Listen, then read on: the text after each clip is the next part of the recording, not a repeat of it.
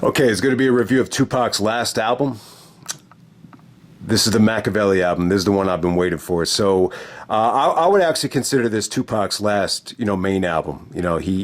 He signed off on it before he passed away. He picked out the tracks that he wanted recorded for the album, before he had passed away. It didn't come out until 2 months later, but I would definitely consider this, the last major Tupac album. Everything that came out after this were just tracks that were remixed, or different tracks that didn't make the cut on previous albums. But yeah, it's a very polarizing release. I'm looking forward to talking about it because there's a lot of mixed feelings on it. I've heard people say that it's a 3 mic album. Other guys in the YouTube comment section have said that it's boring compared to All Eyes on Me. But then again, The Source magazine, for their 100th issue, they did the top 100 albums. Me Against the World and Makaveli made the list. All Eyes on Me did not. And even I was a little bit baffled at first, but, over time, you could definitely see why. Makaveli was more of a cohesive project. He was going for a certain type of sound. Makaveli was actually a Italian political figure that faked his death and, wrote books that inspired Tupac while he was in jail. He also read a lot of different books about the art of war, just a lot of different,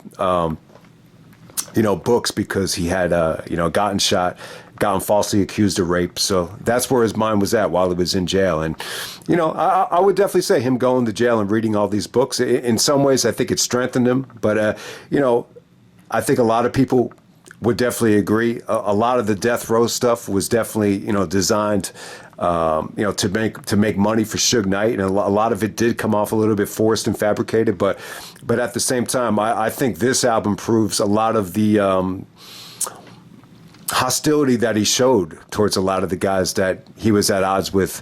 Had genuine, emotion to them, and he just had such moments of greatness on this album. So no matter how you look at it, I still think it's a great album. I think it's a classic.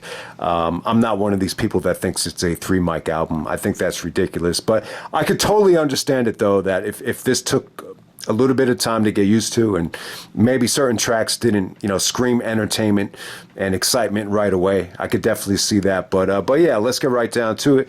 The title, this is under the alias Makaveli. I would always would think that changing the name to Makaveli had to do with publishing. There's not a lot of information about how he would have made more money on this release had he changed the name to Makaveli. This was the last album of the 3-album deal that he signed with Death Row. So I don't think publishing had anything to do with the name change. But it's called the Killuminati, the 7-Day Theory. The album was recorded in 7 days in the summer of 1996. The Killuminati is an interesting title.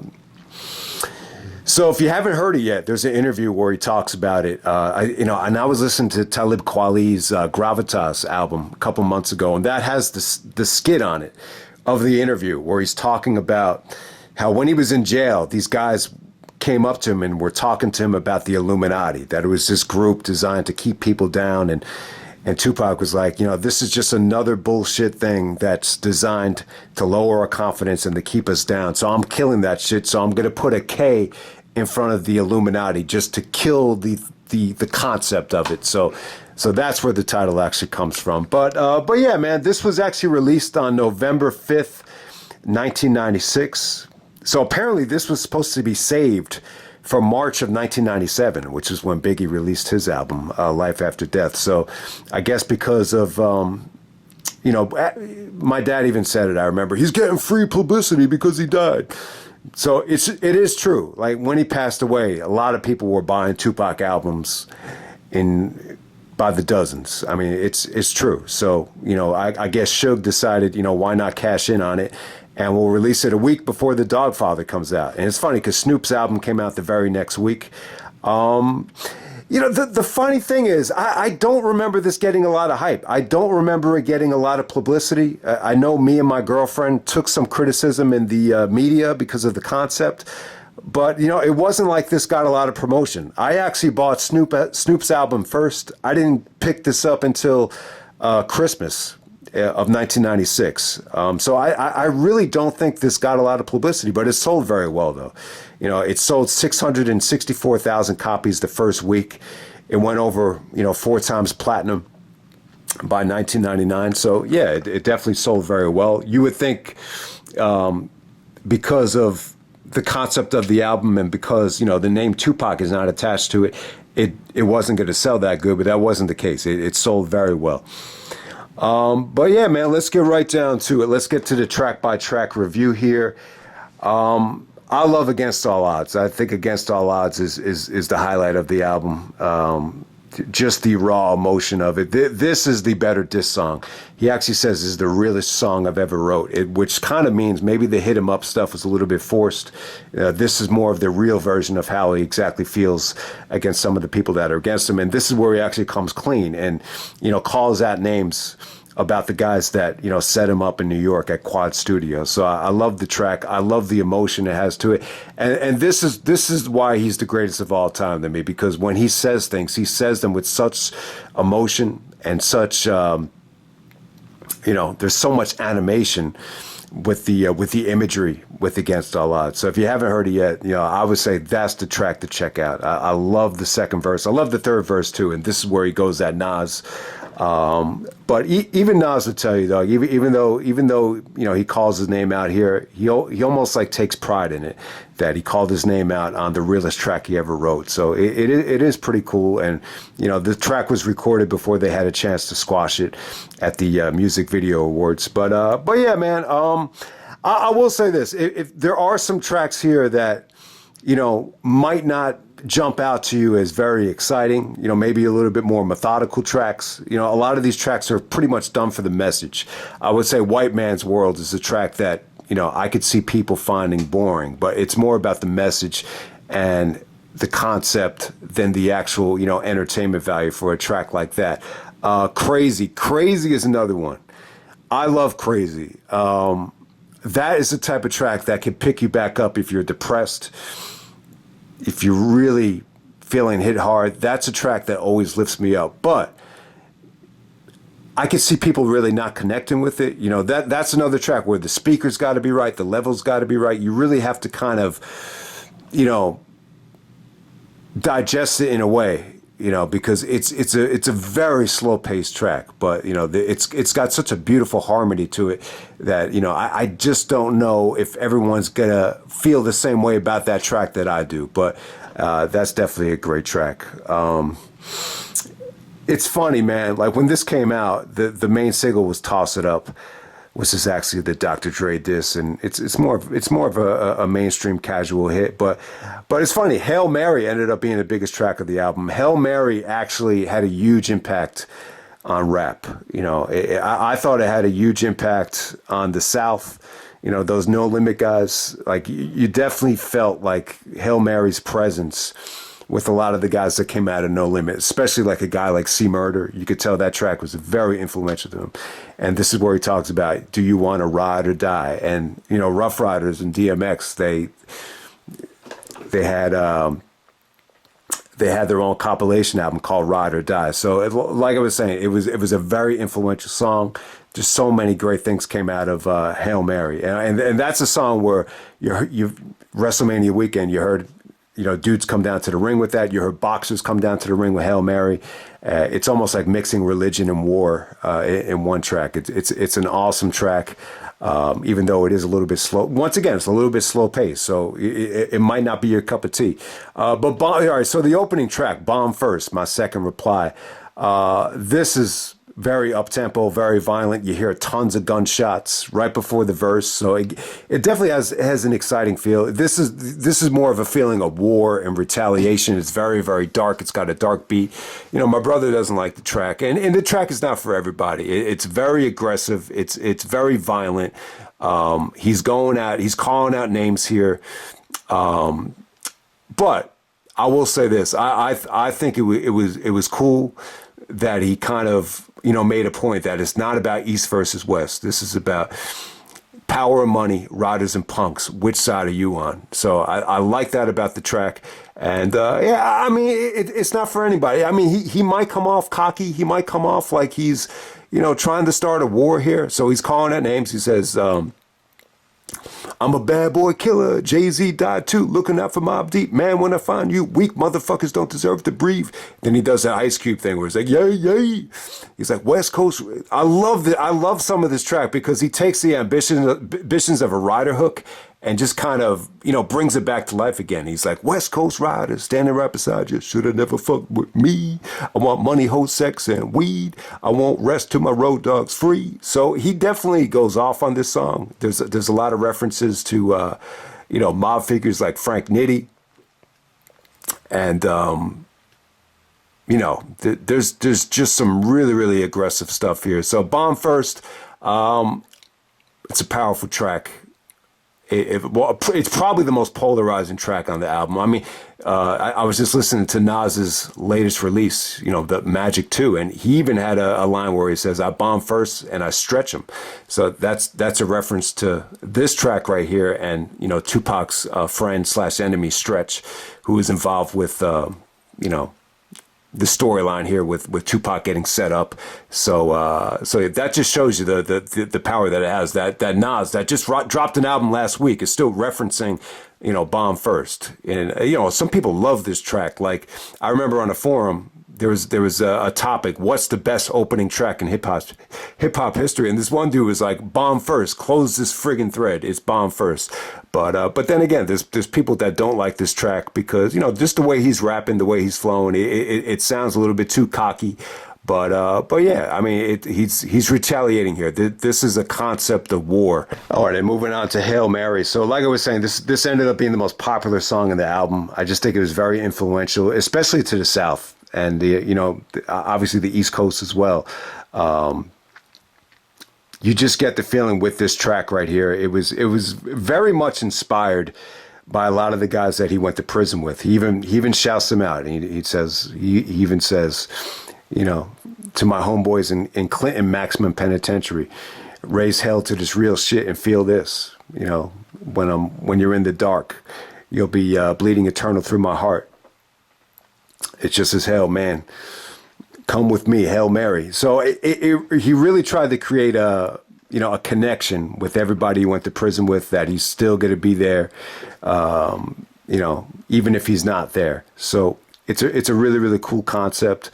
So he's kind of mixing, revenge and religion into the same track. He's even referencing, some lines from the Bible at the opening of this track. So it does seem like he was very much into the stories that went on with Judas and Jesus and all these religious figures, and definitely kind of was able to use them and parallel them to what was going on with him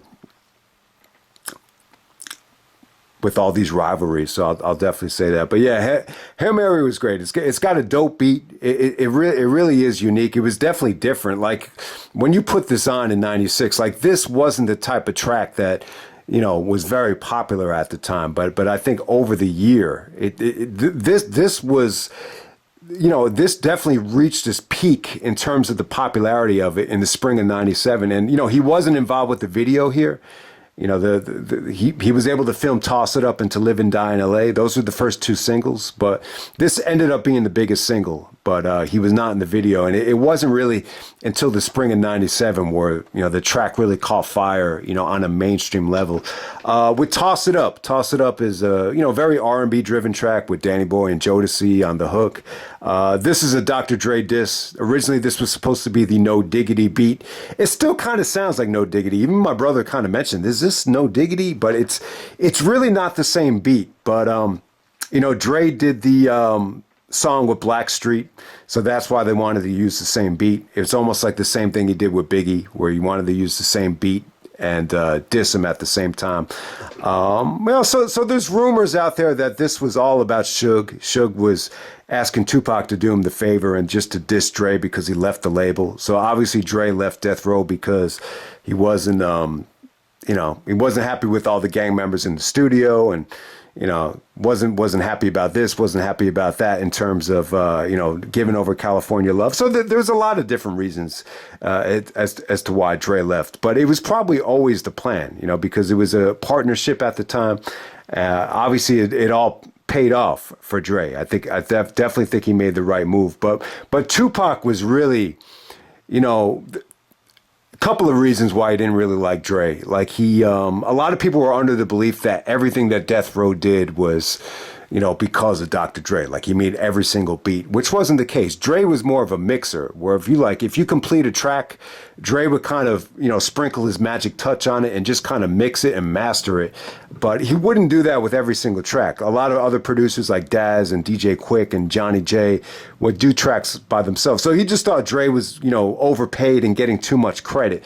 So that was strike one. The other thing was he kind of noticed that Dre wasn't, cohesive part of the family.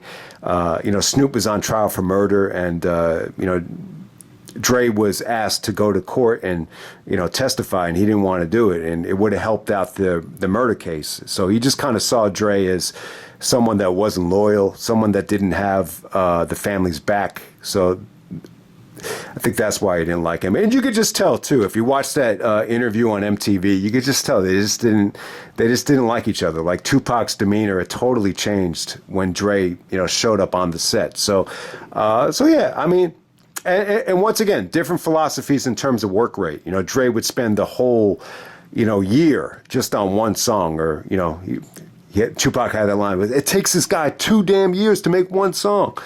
And Tupac was the total opposite. Like he would just, it was just like, give me more. Let me bust out 5 tracks in one day. You can mix it and master it later. So different philosophies, different personalities. They just didn't click. But they did click when they made tracks together, because I do feel like, only 2 tracks, but they were 2 for 2. I thought those were 2 of the best tracks Tupac has ever done. I thought he sounded great on them. But here we go. This is the diss song. The second verse is a total Dre diss, where he's talking about check your sexuality. It's fruity as this Alizé. Quick to jump ship. Punk trick. What a dumb move. Cross death row. Now who you gonna run to? So yeah, I mean, there's all these rumors that, Dre was gay back in the day. It was started because of Eazy-E, because of the way he used to dress when he was in the World Class Wrecking Crew. I definitely don't think Dre is gay. It's not like it even matters, but, Dre has always, been known for being promiscuous and loving to, have sex with multiple women. He has a skit on The Chronic where he's having sex at the doctor's office. So it doesn't really matter, though. But I don't understand where all this anti-gay stuff towards Dre came from. And I kind of hate this beef. This is a fabricated beef. I don't like it. I do think that Tupac wasn't really feeling Dre as a person. I do think that, but Dre has never said anything bad about Tupac. Like, he never really responded to it. It just, he never really tried to, go back at him after this, but it is what it is there. I think it's a dope track. This is the most accessible track on the album. It's a nice little party track. It was the first video. I believe he actually filmed the video the day before he got shot. And Danny Boy, who does, some of the hook here, said that he kind of acted like an asshole on the video shoot. And it was just kind of a prelude of things to come. He just felt like a lot of negative energy in the air. And it almost felt like he knew something was going to happen, just the way that just by how he was acting. So it was interesting to hear that. And then you have To Live and Die in L.A., which I'm assuming they shot this video first. If they shot Toss It Up the day before he got shot. But California Love Part 2 without gay-ass Dre. That's what he says at the end of the song. So, but yeah, man, it was cool. Really just, paying homage to all of L.A. It's almost like Representing 93, where he's bigging up the whole hip-hop scene. But this was specifically just everybody in L.A., the Bloods and the Crips, and, he bigged up Snoop and the Dog Pound. Just so many, all the different cultures in L.A., the Mexicans. It wouldn't be LA. It wouldn't be LA without Mexicans.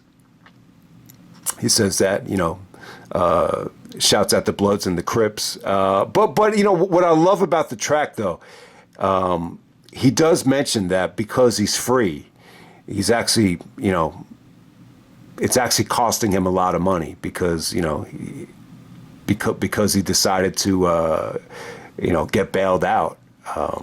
He's in a rush and all this pressure to kind of make up all that money that Interscope and Death Row brought to bail him out of jail. So you almost get the feeling like it feels like he's stressed here. But overall, I think it's a fun track. It's really the only female hook on the album, but he sounds happy. It's a beautiful track to kind of ride down Sunset Boulevard with the sun hanging out. It definitely has a nice, feel good summertime groove to it. Is it as explosive and layered as California Love? No, it's definitely not. I would definitely say it's more of a laid back track, but lyrically, it's really, really dope, and it's his delivery is very, very laid back here, but it's still very, very. I would say it's got a lot of juice to it. It's got a lot of character to it. So I love the track "To Live and Die in L.A." The female hook it could get a little bit annoying, but I thought QD3, Quincy Jones's son, gave him a nice track. It's got that summertime melody to it that I really love. All right, so Blasphemy. Blasphemy is, once again, this is another track with a lot of religious, overtones, a lot of references to the Bible. The crackhead analogy with the eternal fire, I thought that was an awesome line right there. So there's a lot of stuff to talk about here, but Blasphemy, it's going against the word of God, but it's got a double meaning too, because blasphemy is going against the, commandments. So blasphemy is like, kill at my order. So there's two meanings to it. So it's really unique how we kind of tie both of them together here. But overall, there are a lot of lines here where he's kind of mocking the religious system and mocking the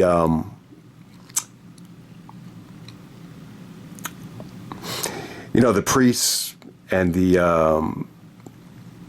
the Pope for just being a corrupt system. He basically says, I'm not gonna mourn the Pope's death if we never mourn Malcolm X's death. So there's a lot of great stuff like that. The line about how his father actually told him, I guess he was referencing his stepfather. He said, I got advice from my father. All he told me was this. He said, get off your ass if you plan to be rich.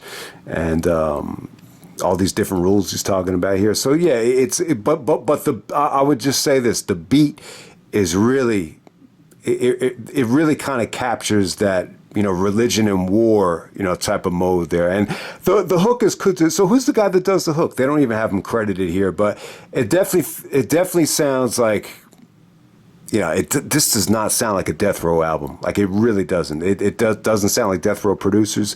But if there's one thing that sounds like Death Row, it's the hook. It sounds like the same dude that was rapping with, it might have been a female that was rapping with Snoop on Pump Pump, but he does the hook here, and it's just really, really, it's got a lot of color to it. I really, really love that hook.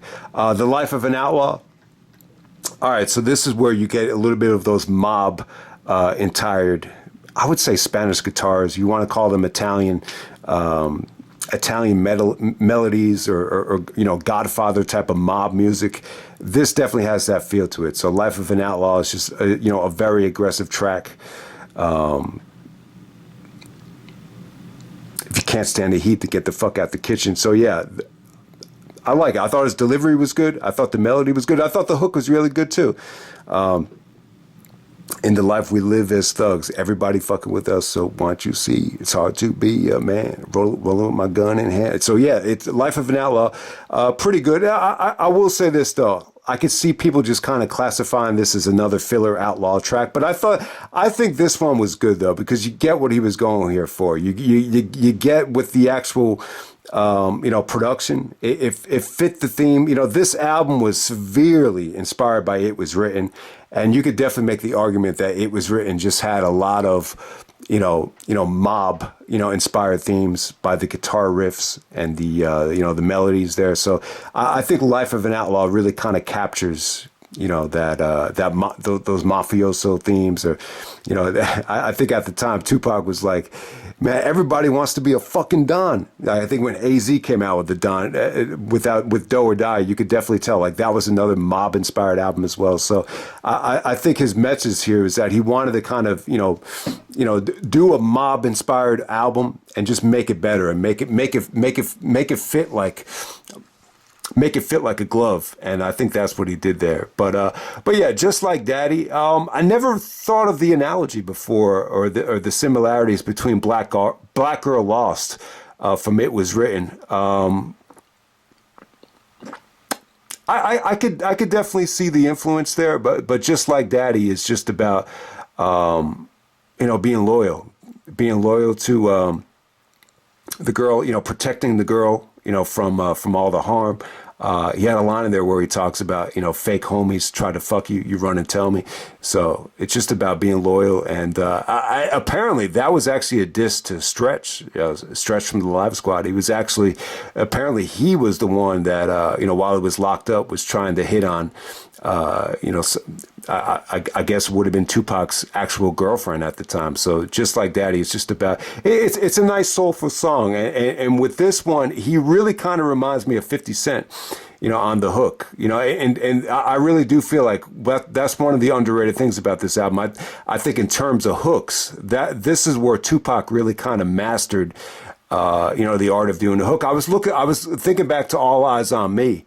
And he did some of the hooks on that one, but I do feel like with Hail Mary, and especially just like Daddy, he kind of got into his groove of singing just melodic soulful hooks, and he got it there. All right, so with Crazy featuring Badass from the LBC crew, I thought this was dope. I mean, there's just some like electric, melodic guitars in the background here, when he gets to the hook. I got a letter that she sent me and I cried for a week. Guess what came out when I tried to speak? Time goes by, puffing on light, hoping that it gets me high. So it's just about smoking weed and just kind of using weed as a way of coping with the pain. But he's very reflective here. He's reflective on, everybody that was against him, the casualties of fame. I'm no longer innocent. He actually, I never thought about this, but he did not have a criminal record before he became famous. A lot of the criminal record stuff came after the fame. So it's almost like casualties of fame. Like if he never became famous, he wouldn't have had to deal with some of the shit he had to go through. So yeah, that was really cool. But that line about, he got advice from his mother, and then there was a letter written from his half sister. So that was actually the letter I always thought he was talking about a girl that wrote him a letter back. He said, I got the letter that she sent me and I cried for weeks. Guess what came out when I tried to speak? That was actually Tupac's half sister. So that never really clicked with me, but that's pretty cool. And this is where he actually has the line where he says, June 1, 671, the day Mama pushed me out the room and told me to get paid. So, yeah, I think it's a dope track, man. It's one of these tracks that just brings you to life. Now, I will say this, though. The flow is very slow. I do feel like if you don't have the levels adjusted right, if you don't blast this the right way, if you're not playing this at the right time. So some of you guys that have said that this is a boring album, maybe this is a track that you would have said this because, but for me, I think the track is incredible. But you have to be in that certain type of mode to really appreciate a track like this. All right, so with White Man's World. So there's another track. I think it's more about the message. There's lines here about, how tough it is for to be a black woman. And he is kind of, apologizing for some of the misinterpreting about women being labeled as bitches.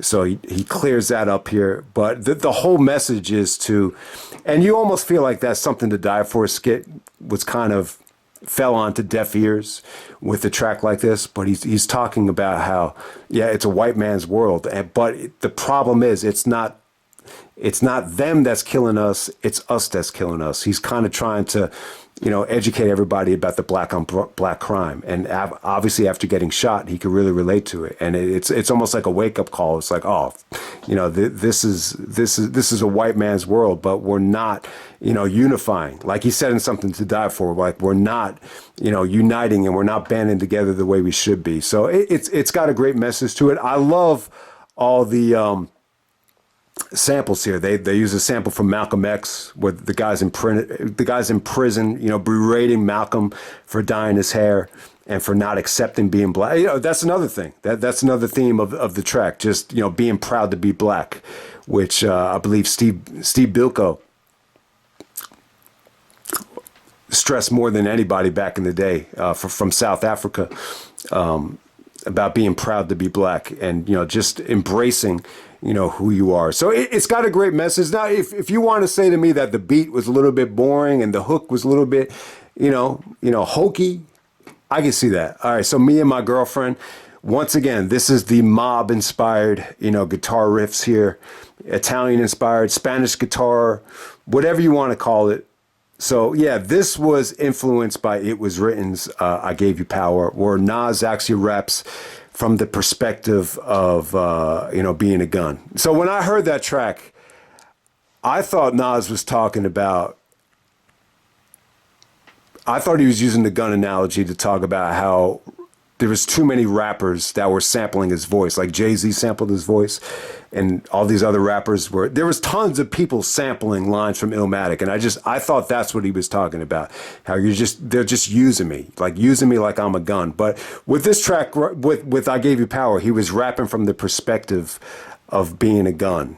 And it really is one of the most creative tracks ever. And when you hear the way DJ Premier flipped that sample, when you hear the original sample and then you hear what Premier kind of morphed it into, it's a fascinating work of art between Nas and Premier.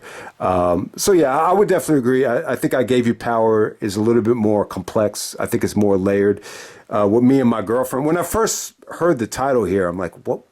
He's talking about his girlfriend? Is this a fucking bitch song? But, when you listen to the track, it's like, oh, okay, he's talking about the girlfriend being a gun.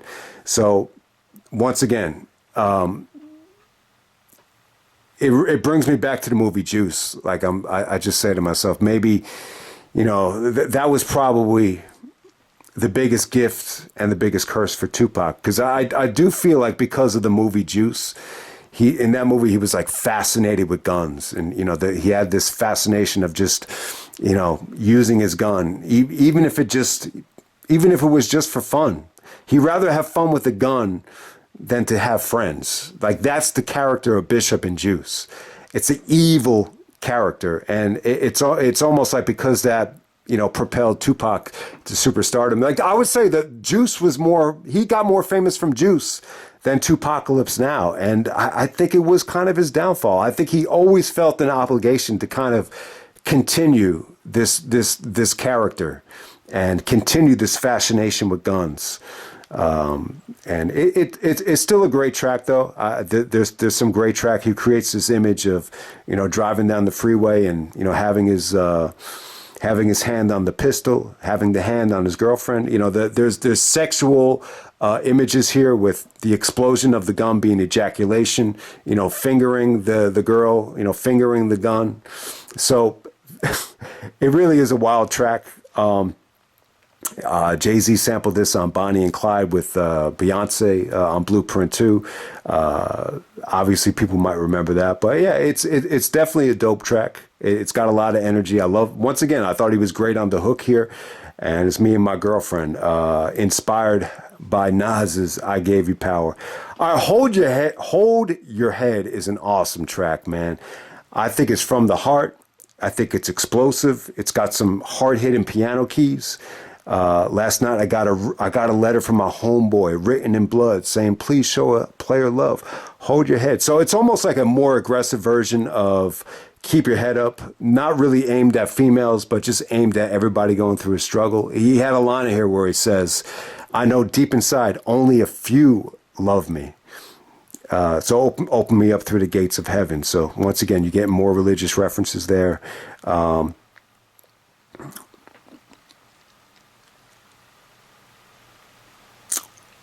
But he has a line on Hold Your Head where he says, I know deep inside only a few love me.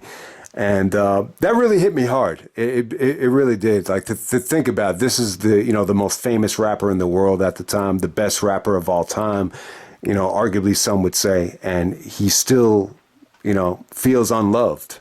He says he knows deep inside only a few love me. And it just kind of brought me back to a time when my father actually told me one time, I don't know, like usually my dad is never this real with me, but for whatever reason, he just told me, he's like, listen, Rob, there's only 3 people that love you, me, your mother, and your brother. That's it. And I was thinking about it, and I said to myself, I was thinking about some of the people that might have been on the fence, like, does my aunt love me? Does my uncle really love me? And I was like, yeah, I guess they really don't. So it really does hit you hard. Like when you really, really think about it, there's really only a few people, that love you. But with Hold Your Head, it's a powerful track. You can feel his energy on it. It feels like it's from the heart, and I love it. And once again, it's aggressive. You cannot say this track is boring, though. That's the one thing you could say about Hold Your Head is that it's not boring. It's an awesome track. It's very underrated as well. It's pretty much on the death spot of an album. Like when you look at most people's albums, they usually put the weakest track at number, not at number 11, but they will put it the track, before the last track. And this is one of the better tracks on the album. So then we got Against All Odds. Against All Odds is the closer. This is the realest thing he ever wrote, 21 Gun Salute. So it's definitely a reference to war. The whole theme of the song is don't go to war unless you have your money right. Now I got my money right, and now I want war against the people that have betrayed me and have, said negative things about me. So this is the whole, I want to talk about the Nas stuff first. So this is the whole diss against Nas, where he says, this little rapper named Nas thinks he's live like me. He says he left the hospital and took 5 like me. You live in fantasies. So those lines right there, they're directly responding to the message, where Nas actually opens, it was written up just saying, fake thug, no love, you get the slug, CB4, gusto, your luck, no. Didn't know till I was drunk, though. And then he talks about a story where a guy actually gets shot and leaves the hospital the same night, just like Tupac did. So for whatever reason, Tupac thought he was talking about him because it sounds a little bit identical, but let's face it. How many guys get shot and leave the hospital that were from the Queensbridge projects? There's been a lot of them. So it may be a little bit Tupac being paranoid to think Nas was talking about him. Fake thug, you get the slug, CB4 gusto. So, Tupac was the most famous rapper in the world, promoting thug life. He had thug life written on his chest. So he interpreted that as a diss. And at the same time, the Street Dreams beat was the same exact beat as All Eyes on Me. And I'll tell you this, I think there's a good chance that Street Dreams might have been recorded before All Eyes on Me even came out. So there's a good chance that they had, and it's true. I don't think Trackmasters or whoever produced Street Dreams even knew that Tupac was going to use the same beat for All Eyes on Me, the title track from All Eyes on Me. So because he used the same beat, he took that as a diss too. So there's actually a triple entendre there where he says, you took my melody, read about my life in the papers, all my run-ins with authorities, felonious capers, and now you want to live my life. So what's the hustle, Nas? Rappers that don't rhyme right. You've seen too many movies. So, yeah, I mean, these Nas lines are interesting because Nas is just such a laid back, rapper. Like he really is. Like he's not very hostile. Like he's really just into his rhymes, and he's a very humble dude. And when they squashed the beef at the MTV Awards, there's all these mixed stories, but I believe this one. I believe Nas actually came up to him and was very soft spoken. He was like, "Hey, Pac, I got nothing but love for you." And then Tupac was like, "Speak up, speak up. I can't even hear you, man. Speak up." So I could definitely see that as being the main story. So Nas was like, "Man, I didn't say anything about you. Those lines weren't about you." And then Tupac was like, "Well, I got this song coming out called Against All Odds, where I'm dissing you. So if you really want me to, I could take the track off right now. Let's squash the beef. And I want you to, do songs with me down the road. I want you on my One Nation album." So there's all these different rumors that, Nas was there with 100 guys and, they could have pulled the trigger and, they were fighting with each other and they had to yell at guys to shut up. But I do believe the story where Tupac was telling Nas, speak up so I can hear you. Because I could hear Nas just coming off like very, very, soft spoken. Yeah, I mean, I think it's a little bit fascinating though that he called Nas out here. I think it really kind of illustrates the tale that when you love somebody and you think they're hurting you, like you can retaliate on them so hard that it'll come off like you're hating on them. So there's a thin line between love and hate, that type of thing. So apparently at the time, Tupac was in love with Nas, in love with It Was Written. Like he really enjoyed the album. Even though he said on here, he said, "God don't like ugly. It was written. Hey, yo, Nas, your whole damn style is bitten."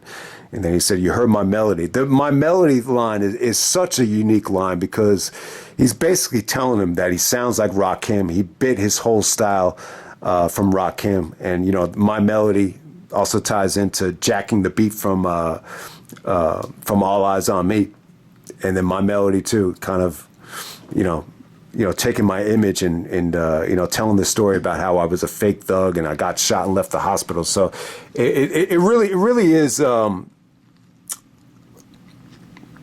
There really is some great lines here, but it's really, really unique that, I would definitely say Tupac and Nas, my favorite rappers of all time.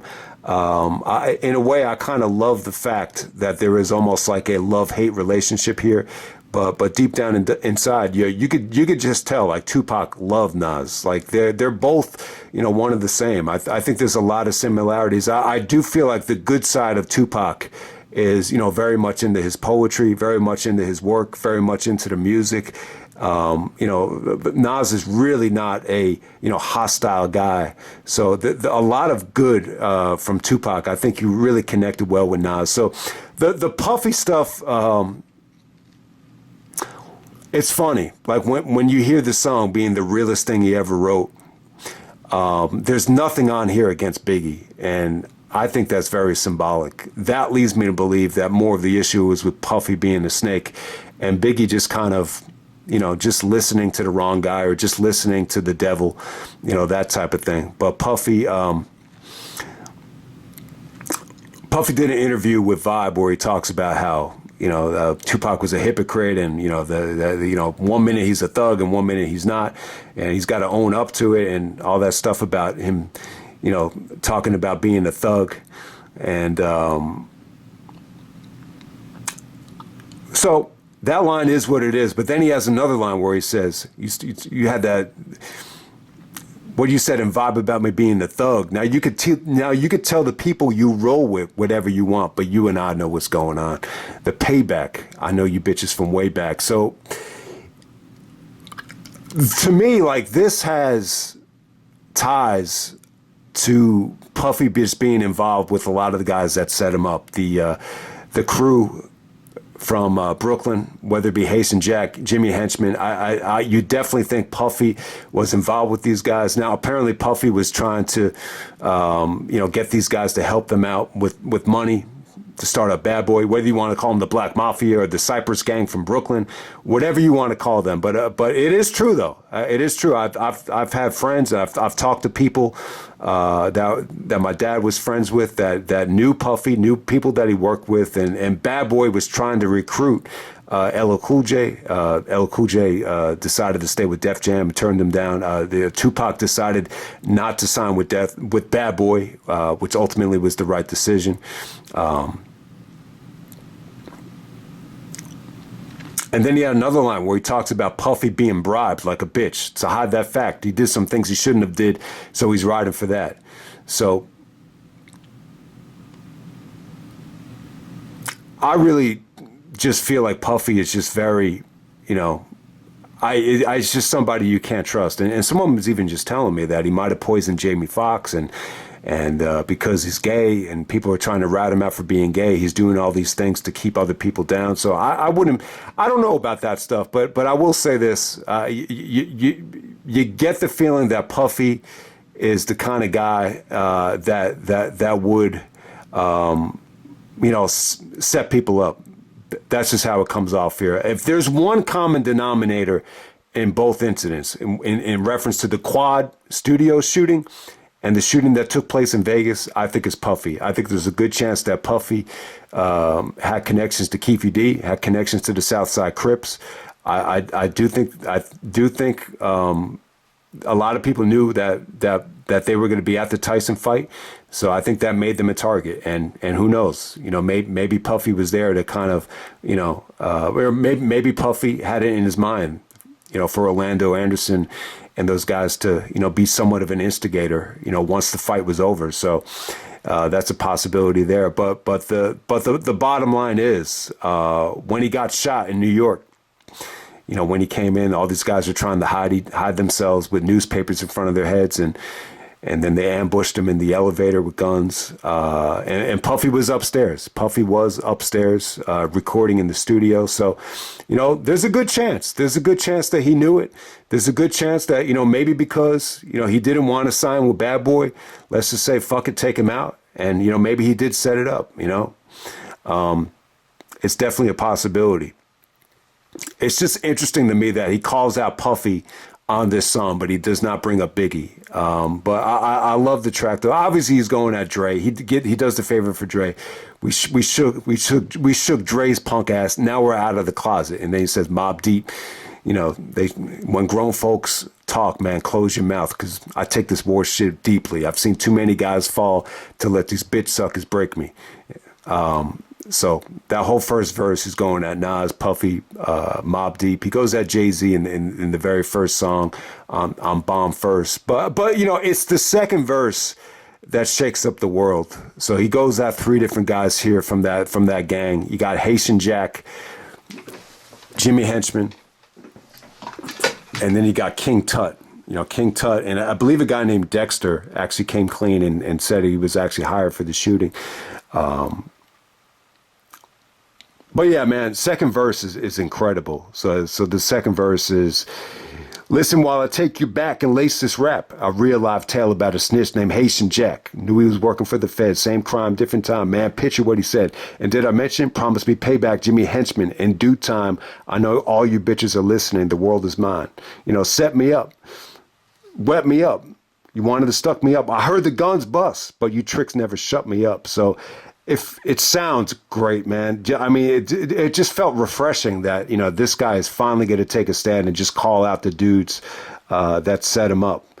So Haitian Jack, now apparently he got the idea for Above the Rim, from Haitian Jack. So he was associated with this dude. This dude would give him gifts, and it was someone that he was associated with. I'm sure he saw him at parties, but, I think that's one of Tupac's biggest downfalls, is that he was just attracted to these guys, that lived that life. But this dude, Haitian Jack, apparently he was a government informant, and, there are rumors out there that he set up Mike Tyson. I believe Tyson was actually quoted as saying that there's only one person in the world that he fears, and that's Haitian Jack. So yeah, Jack actually inspired, the Above the Rim character, and Tupac actually admitted that he actually helped him out, with the actual character. But the bottom line is that this was not a good dude. This was a dude that would, give people gifts, but at the same time, he would ultimately set him up. And Haitian Jack was apparently connected to the girl that actually charged him with rape. He said that whole thing was a setup. The whole thing was connected. Jimmy Henchman, I know 50 Cent had something to do with Jimmy Henchman as well.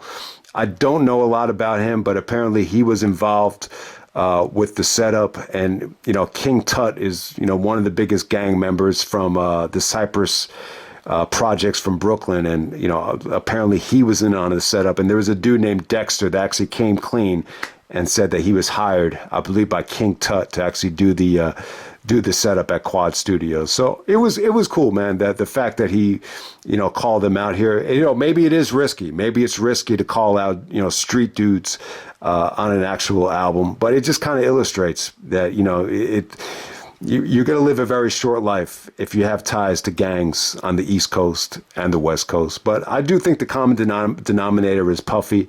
I think when you do a diss song like Hit 'Em Up and you say, fuck Puffy, fuck Bad Boy as a staff record label and an organization. If you're down with Bad Boy, then fuck you too. So I think the Puffy stuff is very revealing here. So, and for whatever reason, though, the one knock on this track, though, is that the hostility towards, it feels like the hostility towards Nas is just as strong as Puffy and Haitian Jack, which just doesn't make sense to me.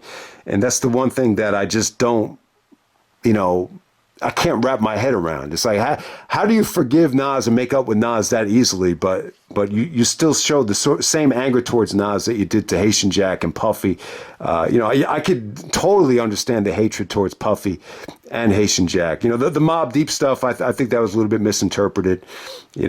They said something like Thug Life was never going to die, and it took that as this. Plus, you still have that whole New York stuff with the Dog Pound getting shot out. So I could definitely understand the Mobb Deep stuff. And Jay-Z's not called out here, but obviously he had a lot to do with, he actually said too much West Coast dick licking, and him being aligned with Biggie definitely made him a target. But yeah, that's against all odds. I love the track, though. But he does it in a way where it comes off like he's justified into calling some of these guys out, with the exception of Nas. I mean, maybe he was hurt. Maybe he was really hurt. Maybe he really did take offense to some of them. Maybe he just was really so fucked up that he actually believed that Nas was actually going at him. But, the stuff about shots to Tut and about how he's going to be a legend, breathing or dead. I love some of that stuff, man. I love the emotion. I love the organized anger here. I think it's a great track. So my least favorite part of the song, though, is him bragging about taking 5 shots. I just think that stuff got played out fast. He talks about he left the hospital, took 5 like me. So, that stuff really didn't age well. But if you could look past that, the Haitian Jack line, some of the lines about Puffy, just being a snake and, not being a real person. I love some of those lines because I witnessed it firsthand from guys like George Whipple about how, phony and puffy, phony and fake Puffy can be. And, we have it on camera for everybody to see about the Steve Stout incident. And I'm sure, Eminem said it for a reason, that, Puffy put the hit out, or did he put the hit out on Tupac? So you'll never forgive him for that. It just, I don't know. It always bothered me that these two guys, passed away the same school year, because I think it affected me negatively, and I'm always going to feel bad about it, looking back on it. But no matter how you look at it, though, I think it's a great album. So if you haven't heard this thing yet, Hail Mary's a great track. Everything is great here, Against All Odds. Crazy to me is like the most underrated track of the album, because it's so slow paced and it's got such a slow flow that I think it could be misinterpreted as boring. I think Life of an Outlaw is underrated, just like Daddy. It's got a nice feel good hook to it. I think every track here is good. I would definitely say, White Man's World probably has the most powerful message, but it's probably the least entertaining. Me and My Girlfriend is the I Gave You Power inspired track, which is pretty cool. It's pretty creative too. Taking what Nas did and making it the girlfriend. The fascination with guns, though, I think it's one of Tupac's biggest downfalls. I prefer the Tupac that's a little bit more political, more insightful, the one that's more into his music. See, I really do feel like Tupac is a lot more like the Omar Epps character in real life than he was like the Bishop character. I think the Bishop character is a little bit more, glorified, and he's fascinated by that. But I think when it comes down to it, I think he's a lot more like the Omar Epps character, who was strictly into, being a DJ and being into his music. So, but yeah, I gotta say, man, Against All Odds, I have no fucking clue why Hit 'Em Up gets so much praise and so much attention, and Against All Odds is kind of, underrated, compared to Hit 'Em Up. But yeah, that's Makaveli. Hopefully I sold you guys on the album. For a lot of you guys that still don't like the album, like my man Steel Brown, the Ring of Honor fan, the Sinclair of Honor fan, who's a huge hip hop fan, let me know what you thought of the review, and let me know, what issues you have with the Makaveli album. But just try to keep an open mind. Maybe do a deep dive into it once again. But yeah, that's Makaveli, the Don Killuminati, the 7 Day Theory, and I'm out. All right.